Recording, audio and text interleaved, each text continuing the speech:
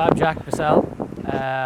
I have been a nature lover all my life and have had the unique privilege of being a rewilding practitioner.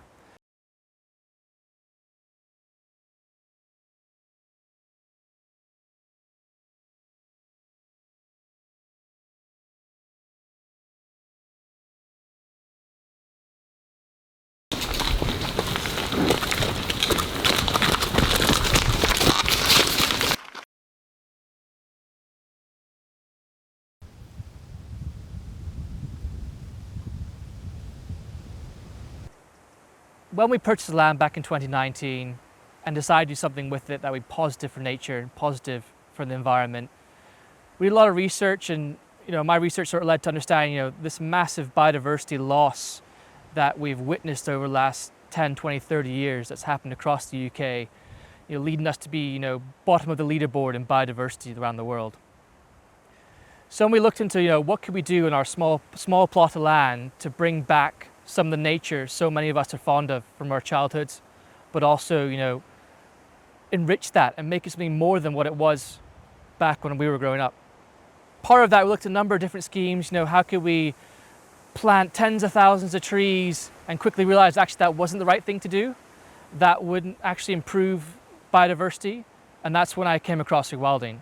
It was sort of a natural segue in from regeneration that felt both in tune from the nature sort of goals we were aiming towards, but also how I guess I felt towards nature as a person, sort of that lack of wildness, and not only that lack of wildness, but that lack of connection we have, with most of us sort of sitting in offices and cities around the UK. It's not very often going to go out in nature, and when we do, it's often to go see very rugged landscapes of hills, of grassland, and not the sort of, I guess, more biodiverse areas you would see in the likes of the Amazon or Northern America. And that's something I thought, well, why can't we replicate a bit of that here? I would define rewilding as I think most people involved now would, in a quite straightforward way, which is to see ecological function restored to land in a way that means that the land can develop and exist in its own way and with minimal guidance from humans and minimum intervention.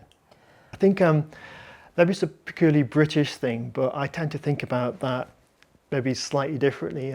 As in, if you were down the pub with your mates and they ask you about rewilding, how would you define it?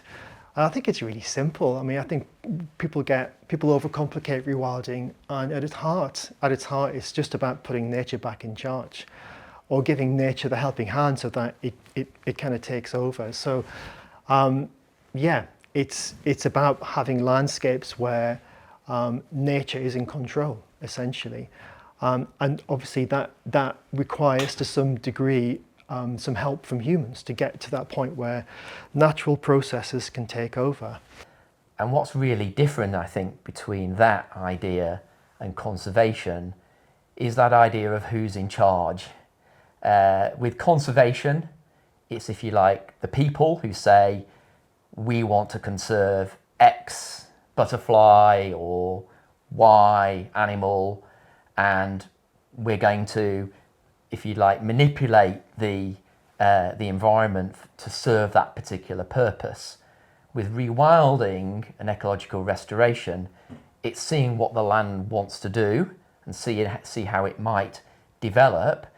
It might mean that the land ends up looking completely different to how you imagined it would in the first place, because you're talking about ecological processes which actually we still don't understand entirely. Think about it in terms of giving natural evolutionary processes precedence, so that we put in place the building blocks, which for me is restoration work. So you start to take a landscape that for whatever reason has been damaged or degraded, and you start to look at that landscape and think about, well, actually what is missing? Why is this landscape not functioning? And if you can put those building blocks back, then there should be a point at which you step back from that in terms of human management and just say, actually, this is a fully functioning ecosystem now. All the trophic levels are filled. It's interacting across those various trophic levels. we don't need to manage it. For me, it's more about learning to coexist.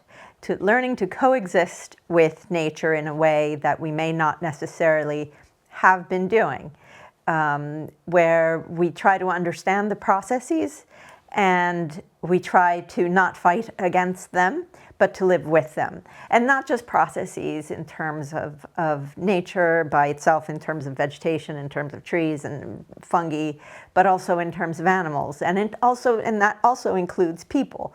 A coexistence for the continued existence of all of us. That's how I view rewilding, which may be a bit more sort of ephemeral and squishy, but there we are. Yeah, it's sort of like the... Hi, my name's Alan Watson Featherstone. I'm Scottish and I live in the Findhorn Eco-Village in the northeast of Scotland. And today we're in my house where I live with my wife, a house I designed with an architect about 20 years ago to high ecological specification, organic, lots of plants, natural, as a reflection of my values.